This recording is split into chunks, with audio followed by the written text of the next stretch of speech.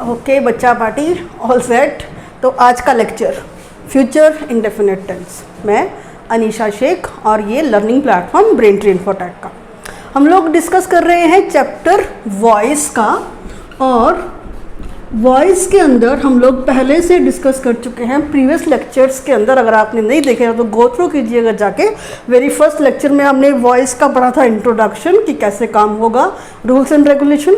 And then हम लोगों ने डिस्कस किया था प्रेजेंट इंडेफिनिट टेंस को फ्रॉम बिल्कुल ज़ीरो से हम लोगों ने सिखाया था, आपको सिखाने की कोशिश की थी। देन हमने डिस्कस किया पास्ट इंडेफिनिट टेंस।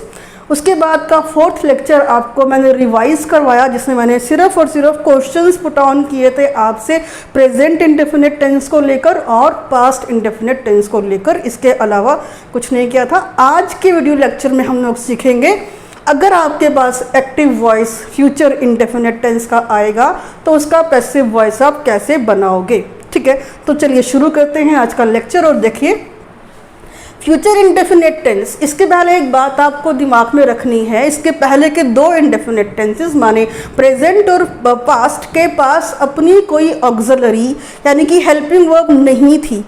तो हम लोगों ने क्या किया था, हमने उनके कंसर्निंग कॉन्टिन्यूअस से यानी कि प्रेजेंट इंडेफिनिट ने प्रेजेंट कॉन्टिन्यूअस से, पास्ट इंडेफिनिट ने पास्ट कॉन्टिन्यूअस से उसकी ऑक्सिलरी को बोरो कर लिया था। लेकिन क्योंकि फ्यूचर इंडेफिनिट टेंस के पास तो ऑलरेडी विल और शेल एज ऑक्सिलरी होती है, तो क्या अब भी बोरोइंग होगी? जी हाँ, बिल्कुल होगी। फ्यूचर इंडेफिनिट टेंस भी अपने कंसर्निंग कॉन्टिन्यूअस माने फ्यूचर कॉन्टिन्यूअस से उसकी ऑक्सिलरी में से विल बी वाले पार्ट में से बी को ऑफकोर्स बोरो करेगा, बिकॉज वही एक डिफरेंशिएशन करवाएगी। वरना एक्टिव और पैसिव में ऑक्सिलरी सेम आपको नजर आएगी विल और शेल के साथ।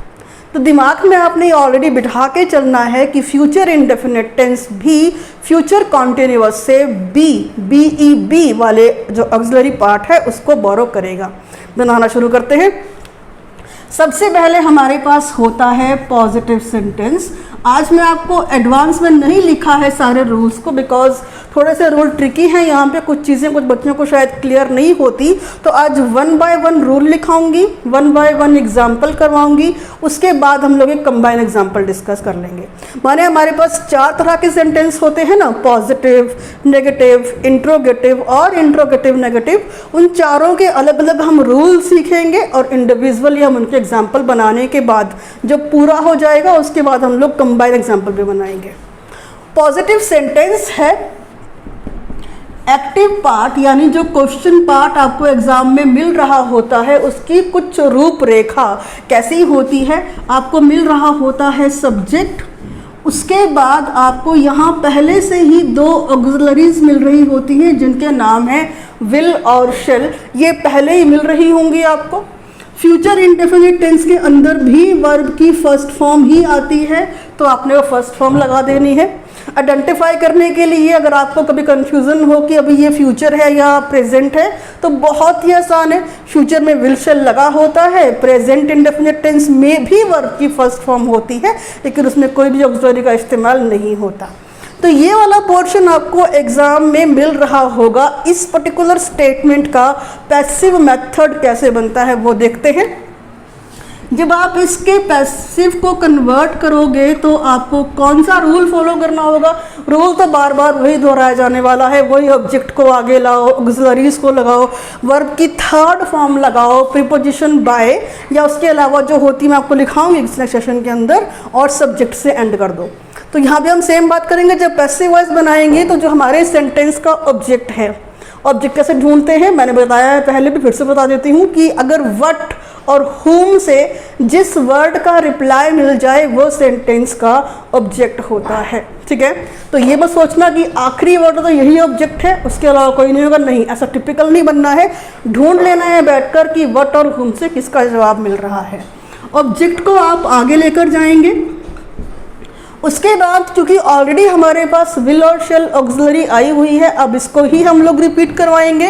कब विल लगाना है, कब शेल लगाना है वो भी देखते हैं हम लोग। इन दोनों में से हमने कोई एक लगानी है। पर अगर आप दिमाग में लेकर चलते हो कि मुझे खाली विल लगाना है और शेल का इस्तेमाल मैं ना करूं, मेक श्योर ना करूं तब भी कोई दिक्कत नहीं होगी, बिकॉज करंट ग्रामर के अंदर शेल का इस्तेमाल जर्नल, फ्यूचर, इंडेफिनिट टेंस में ऑलमोस्ट ख़त्म कर दिया गया है। मैक्सिमम इन दोनों का इस्तेमाल हम लोग एज मॉडल्स ही करते हैं, ठीक है। तो अगर आप शेल को स्किप भी कर देंगे और हर बार आप सिर्फ और सिर्फ विल ऑक्सिलरी का इस्तेमाल करेंगे तो गलत नहीं होगा। अब क्योंकि ऑलरेडी विल शेल था, यहाँ पर भी विल शेल आया, और मैंने आपको कहा था क्योंकि बोरोइंग का सेशन चल रहा है तो फ्यूचर इंडेफिनिट टेंस भी बोरो करेगा आपके फ्यूचर कॉन्टिन्यूअस से। तो यहाँ पर जो वर्ड आपको कैरी करना है वो वर्ड आपको कैरी करना है बी। इस वर्ड को अगर आप स्किप कर देंगे तो आपका आंसर टोटली रॉन्ग हो जाएगा, बिकॉज ये इसका आप बोलते हैं कि एक बैकबोन टाइप वर्ड है। उसके बाद हम लोग समझते आए हैं सिंस बिगिनिंग कि जब भी पैसिव वॉइस बनाना है, टेंस में बार बार बोल रही हूँ, प्रेजेंट हो, पास्ट हो, फ्यूचर हो, वर्ब की थर्ड फॉर्म ही आती है। आप भी यहाँ पर वर्ब की थर्ड फॉर्म लगा दीजिए। उसके बाद आपको लगाना है प्रीपोजिशन बाय, और लास्ट में आपको सब्जेक्ट लगाकर सेंटेंस को एंड कर देना है। तो ये तो हो गया rule. Future indefinite tense, positive sentence, active में मिल रहा होगा subject, will shall, V1 object. Passive बनाओगे जब, माने जब आंसर करोगे तो ऑब्जेक्ट को जो लास्ट में लिखा है आगे ले आओगे। इस ऑब्जेक्ट के बिहाफ पे विल और शेल में से कोई एक चीज़ लगानी है। बी वर्ड लगाना है जो कि हमने फ्यूचर कॉन्टिन्यूअस से बोरो किया। थर्ड फॉर्म ऑफ वर्ब लगानी है, प्रीपोजिशन बाय लगानी है और सब्जेक्ट पे एंड कर देना है। अब पहले देखते हैं विल कहाँ लगता है और शेल कहाँ लगता है। तो आपका जो ऑक्सिलरी शेल है उसका इस्तेमाल हम करते हैं फर्स्ट पर्सन के साथ। फर्स्ट पर्सन में कौन होता है आपका आई और वी। इसके अलावा जितने भी पर्सन हमारे पास बच गए, माने कि सेकंड और थर्ड पर्सन, यानी कि you, they, he, she, it, ये तो हो गए प्रोनाउन। इसके अलावा नाउन, नाउन चाहे वो सिंगुलर नेचर का हो चाहे वो नाउन प्लूरल नेचर का हो, इन सब के साथ जब हम ऑक्सिलरी लगाएंगे तो हम लगाएंगे विल, ठीक है। अगर आपने कभी बाय द वे आई और वी के साथ शेल का इस्तेमाल ना करके विल का इस्तेमाल कर दिया तो वो भी गलत नहीं होगा। तो इसको आप ध्यान से देख लो, शेल का इस्तेमाल हम आई वी के साथ करते हैं। उसके अलावा जितने भी पर्सन हमारे पास बचते हैं, चाहे वो प्रोनाउन हो चाहे वो नाउन हो, उनके साथ हमको फ्यूचर में लगाना है क्या, विल। सिर्फ फ्यूचर इंडेफिनिट टेंस में नहीं, बाकी इसके अलावा जितने फ्यूचर होते हैं, future continuous, future perfect, future perfect continuous, सब में आपने इस चीज़ को दिमाग में लेकर चलना है, याद रखना है, ठीक है। तो ये हो गया शेल और विल का इस्तेमाल कहाँ कहाँ होता है। इसको मैं करती हूँ रब, और हम करते हैं एग्जाम्पल, और एग्जाम्पल के थ्रू समझते हैं किस तरह से आपको एक स्टेटमेंट एक्टिव को पैसिव में कन्वर्ट करना है। इतना आहिस्ता करवाने का वजह यह है, कई बार एग्जामिनर आपको पैसिव स्टेटमेंट देगा और कहेगा एक्टिव में कन्वर्ट कीजिए। तो अगर आपने ध्यान से एक्टिव से पैसिव बनाना सीखा है तो बिल्कुल कभी लाइफ में गलती नहीं होगी कि आप पैसिव से एक्टिव ना बना पाओ, क्योंकि आपको ध्यान रखना है वर्ब के फॉर्म कैसे आ रहे हैं, ऑक्सिलरीज कैसी लगी हुई है। लेक्चर कंप्लीट जब मैं करा दूंगी वॉइस का, टेंस का खास तौर पे, देन मैं आपको सिखाऊंगी पैसिव से एक्टिव में आना भी, ठीक है। एग्जाम्पल करते हैं पहले एक with the very simple one of course. Suppose हम एक सेंटेंस लेते हैं, आई शेल चलो बाय बाइक। मैं एक ये सेंटेंस आपके सामने रखती हूँ। अब थोड़ा सा पहले सीख लेते हैं कैसे ऑब्जेक्ट निकालते हैं, कैसे वर्ब निकालते हैं, कैसे सब्जेक्ट निकालते हैं, ठीक है। अगर आपके सेंटेंस के अंदर आपको चीज़ें निकालनी नहीं आ रही कि कहाँ मेरे पास सब्जेक्ट है, कहाँ मेरे पास वर्ब है, कहाँ मेरे पास ऑब्जेक्ट है, तो आप ये देखो सेंटेंस के अंदर कि सेंटेंस पर्टिकुलर जो लिखा है आपके सामने उसके अंदर काम कौन सा हो रहा है। काम माने क्रिया कौन सा कर रहा है, वो तो क्रिया कर रहा है खरीदने का, कि मैं खरीदूंगा, बिकॉज ये टेंस कैसा है हमारा, फ्यूचर का है। मैं खरीदूंगा, तो खरीदना क्या होता है, ये एक किस्म की क्रिया होती है। तो खरीदना हो गया आपकी क्रिया। अब मैं क्या खरीदूंगा, क्या क्या मतलब वट, तो वट से किसने जवाब दिया, बाइक ने।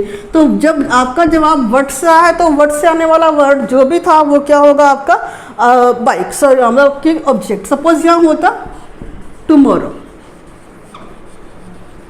तो अब ये मत सोच के चलना कि टुमारो मेरा ऑब्जेक्ट है और टुमारो से मैं अपना आंसर बनाऊंगा, नहीं। मैं आपको बार बार ये बात दोहरा रही हूँ कि अगर आपको कन्फ्यूज़न हो जाए कहाँ है ऑब्जेक्ट, किससे पैसिव वॉइस बनाना शुरू करूँ, तो व्हाट से सवाल करो।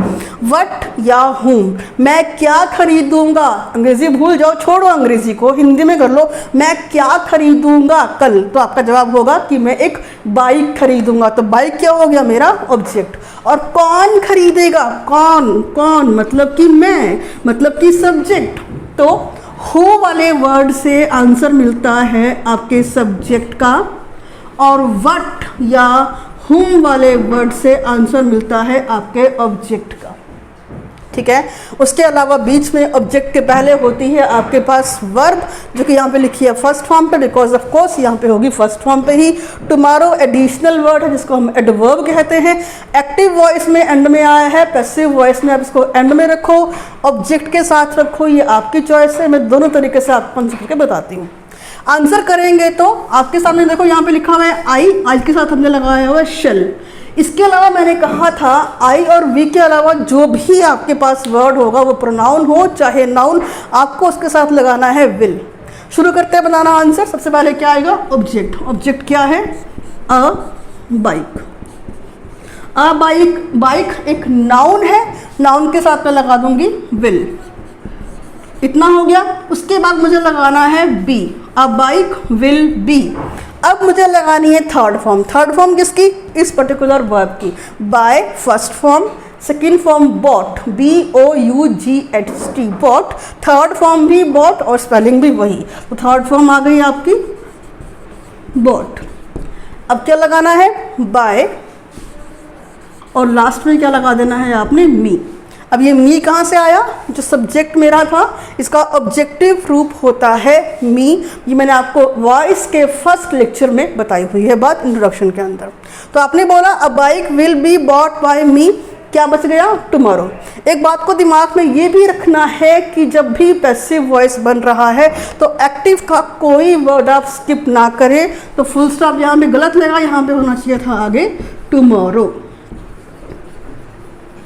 और अब लगा दीजिए फुल स्टॉप। या तो फिर आप बोल सकते थे a bike tomorrow will be bought by me. ये दो तरीके अदरवाइज तो आपके पास होते हैं, लेकिन ग्रामर अलाउ करता है सिर्फ और सिर्फ फर्स्ट पैटर्न को। तो कभी अगर बाय द वे आप में से किसी ने सेकंड मेथड से भी आंसर को बनाया है, नो इश्यूज, वो गलत तो कोई नहीं बोलेगा, लेकिन ग्रामर इसको अलाउ भी नहीं करेगा। Either it is wrong nor even correct by the grammar rule. तो आपने कोशिश करनी है एडवर्ब अगर सेंटेंस एक्टिव में आ रहा है एंड में, ठीक है, खुद ही एंड में आ रहा है, तो आप पैसिव में भी उसको एंड में ही रखें, उसको बीच में लेकर आने की ज़रूरत नहीं है। तो प्रीफरेबली आपने कोशिश करनी है फर्स्ट ऑप्शन के साथ जाने की, एडवर्ब को लास्ट में रखने की। तो हमने सीखा फ्यूचर इंडेफिनिट टेंस का पॉजिटिव सेंटेंस एक्टिव से पैसिव में कैसे बनता है। आगे बढ़ेंगे और हम नेक्स्ट सीखेंगे नेगेटिव सेंटेंस के बारे में, ठीक है। तो थोड़ा सा मैं जरा बोर्ड रब कर लूँ, आप 5 सेकंड का आप भी आंखें यहाँ वहाँ कर लो। थक जाती होंगी ना आइज़ लगातार देख देख के एक ही चीज़ को, तो बस मुझे 5 सेकंड दे दो। चलिए बोर्ड रब हो गया, लौट के आ जाओ यहाँ वहाँ जहाँ भी गए थे वहाँ से। अब बात करेंगे हम लोग नेगेटिव सेंटेंस की। नेगेटिव सेंटेंस यानी हमारे इंग्लिश के सेंटेंस में हमको नॉट वर्ड मिल रहा होगा। कौन सा वर्ड, नॉट। और ये बात मैं हमेशा बताती हूँ बच्चों को, क्योंकि उनको कभी ना कभी नॉट की प्लेसमेंट में दिक्कत आती है। नॉट वर्ड, NOT नॉट, या फिर नेवर वर्ड जब भी सेंटेंस में आएगा, चाहे वो एक्टिव पार्ट का हो चाहे वो पैसिव पार्ट का हो, इसकी प्लेसमेंट फिक्स है नंबर 3 पे। कि जब भी सेंटेंस में आएगा, मैं दोहरा रही हूँ, एक्टिव हो चाहे पैसिव, ये अपने आप को नंबर 3 पे रखेगा, ठीक है। करके देखते हैं। नेगेटिव सेंटेंस है, एक्टिव में आपको क्या मिल रहा होगा, देखो आपको मिल रहा होगा सब्जेक्ट, उसके बाद आपको मिल रहा होगा विल नॉट या तो फिर शैल नॉट। दोनों में से कोई एक चीज़, यहाँ आई वी होगा तो शेल बी नॉट मिलेगा, और अगर कुछ और होगा तो ऑफकोर्स विल नॉट ही मिलेगा। फ्यूचर इंडेफिनिट टेंस में वर्ब की सिर्फ और सिर्फ फर्स्ट फॉर्म आती है हमेशा, चाहे आप उसका कोई भी सेंटेंस कर रहे हो। अब इसका पैसिव वॉइस बनाने से पहले चेक करते हैं नॉट कहाँ पे आया। नंबर 1 पे सब्जेक्ट आ गया, नंबर 2 पे विल या शेल में से कोई आया, और देखिए नंबर 3 पे आ रहा है आपका नॉट। पैसिव में भी नॉट नंबर 3 पे ही रहेगा, वो आपके दिमाग में रखना है। अच्छा, इसके पहले देखो पैसिव करते हैं, उससे पहले देखो विल और नॉट का एक कॉन्ट्रैक्शन फॉर्म होता है, जिसमें करवाती आई हूँ आपको आज तक। डू नॉट का डोंट, डज नॉट का डजंट, डिड नॉट का डिडंट, और विल नॉट का होता है वोंट। तो आपने भी कोशिश करनी है फुल वर्ड बोलने से अच्छा कॉन्ट्रैक्शन को बोलने की। कॉन्ट्रैक्शन मतलब उसका शॉर्ट फॉर्म। अब ये मत करना कि शेल नॉट का उठा के बना दो आप कोई अपनी मर्जी से काइंड ऑफ शॉन्ट टाइप वर्ड, तो ऐसा कोई वर्ड नहीं है। शेल नॉट का शॉन्ट कॉन्ट्रैक्शन नहीं होता, तो ध्यान रखना, हाँ ये रॉन्ग है। सिर्फ विल नॉट का वॉन्ट बनता है, डू नॉट का डोंट बनता है, डज नॉट का डजंट बनता है, डिड नॉट का डिडंट बनता है, लेकिन शेल नॉट का शॉन्ट नहीं बनता। राइट, चलिए, तो आप विल नॉट कहो, आप वॉन्ट कहो, ये आपकी चॉइस है, पर मैं प्रीफर करूंगी आप विल नॉट ना कहकर आप वॉन्ट ही कहें। अब इस पर्टिकुलर सेंटेंस को जब मुझे पैसिव में कन्वर्ट करना है तो मैं कैसे करूंगी? कंफ्यूजन क्रिएट करने की बिल्कुल ज़रूरत नहीं है। ऑलरेडी हम लोग फ्यूचर इंडेफिनिट टेंस के पॉजिटिव, जिसको पहले किया था, उसमें हम लोग बी वर्ड बोरो कर चुके हैं, वापस से करेंगे, लेकिन वो कहाँ आएगा? क्लियर हो गया होगा, नॉट नंबर 3 पे आया, उसके बाद बाकी चीज़ें एडजस्ट होंगी। ठीक है, तो नंबर 1 पे तो आ गया आपका ऑब्जेक्ट, नंबर 2 पे आ गया आपका विल या शेल में से कोई एक चीज़, ये 1 पे हो गया, ये 2 पे हो गया। अब नंबर 3 पे आएगा आपका कौन? बट ऑफ कोर्स नॉट, ये आ गया आपके नंबर 3 पे। इसके बाद आप बाकी चीज़ें एडजस्ट कर दो, यानी कि बी लगा दो, बी के बाद वर्ब की थर्ड फॉर्म लगा दो, प्रीपोजिशन लगा दो, और अपने सब्जेक्ट को एंड में रखते हुए एंड कर दो। ठीक है जी, तो ये हो गया आपका रूल एक्टिव से पैसिव का। एक्टिव में था subject will not, shall not में से कोई एक, भाई ये यू नहीं है ना, ये एल है, पता लगा आप इसको यू समझ रहे हो, ऐसे था ये। ठीक है, फिर आता है V1 और फिर आता है ऑब्जेक्ट। ये क्वेश्चन है, पैसिव बनाएंगे तो ऑब्जेक्ट विल या शेल में से कोई एक, नॉट, बी, V3 बाय और ऑब्जेक्ट। इस बी को अगर आप स्किप कर देंगे, मैं बार बार दोहरा रही हूँ, गलत हो जाएगा, इस बी को आप स्किप करना अफोर्ड नहीं कर सकते फ्यूचर इंडेफिनिट टेंस के अंदर, बिकॉज फ्यूचर कॉन्टिन्यूअस का पैसिव वॉइस नहीं बनता। ठीक है, अब इसी के बेस से बनाते हैं एग्जाम्पल। तो लेट मी बोर्ड मैं रब कर दूँ ऊपर से, यहाँ से खाली है ना, ताकि आपको पैसिव का रूल तो दिखाई दे जाए। उम्मीद है आपने एक्टिव का रूल माइंड में रख लिया होगा, पैसिव का रूल बोर्ड पे लिखा हुआ है। मैं एक क्वेश्चन बना रही हूँ, उसके भी आप पे आंसर बनाएंगे मिलके। सपोज हम कहें राज एंड राहुल विल नॉट, और मैंने आपको खुद ही कहा था कि कोशिश करना है आप कॉन्ट्रैक्शन यूज़ करो, तो आप यहाँ पे वॉन्ट भी लिख सकते हैं। मैं समझाने के लिए विल नॉट लिखा है क्योंकि आपको नॉट की प्लेसमेंट दिखानी थी। Will not act in the film और फुल स्टॉप। ठीक, अब कंफ्यूज हुए बगैर ये मत सोचना कि नंबर 1 पे राज आएगा, नंबर 2 पे राहुल आएगा, फिर कहीं जाके एंड सो ऑन चीज़ें होंगी। नहीं, ये पूरा का पूरा आपका एक सब्जेक्ट है, तो ये नंबर 1 पर आया। ऐसा नहीं हुआ कि 1 2 3 3 चीज़ें होगी, फिर 4 एंड देन 5 पे नोट आया। नहीं, राज और राहुल पूरा एक सब्जेक्ट है, ये नंबर 1 पे आ गया। विल देखो आपका नंबर 2 पे आ रहा है, नोट आपका नंबर 3 पे आ रहा है। उसके बाद लिखी हुई है वर्ब। अगर आपको कंफ्यूजन है कि वर्ब कौन सी है, तो ऑफ कोर्स ऑक्सिलरी के बाद, ऑक्सिलरी माने हेल्पिंग वर्ब के बाद मेन वर्ब का आना मैंडेटरी होता है, तो वो आई हुई है। अब इस स्टेटमेंट को हमने अकॉर्डिंग टू दिस कन्वर्ट करना है। अब आप ऑब्जेक्ट को लेकर आओ, क्या है object? Act in the film. तो ये द फिल्म जो है, कहाँ पे एक्ट नहीं करेंगे, क्या नहीं, किस में नहीं करेंगे एक्ट? फिल्म में, तो आप बोलेंगे द फिल्म। ओहो, स्पेलिंग क्या कर दी मैंने, द फिल्म।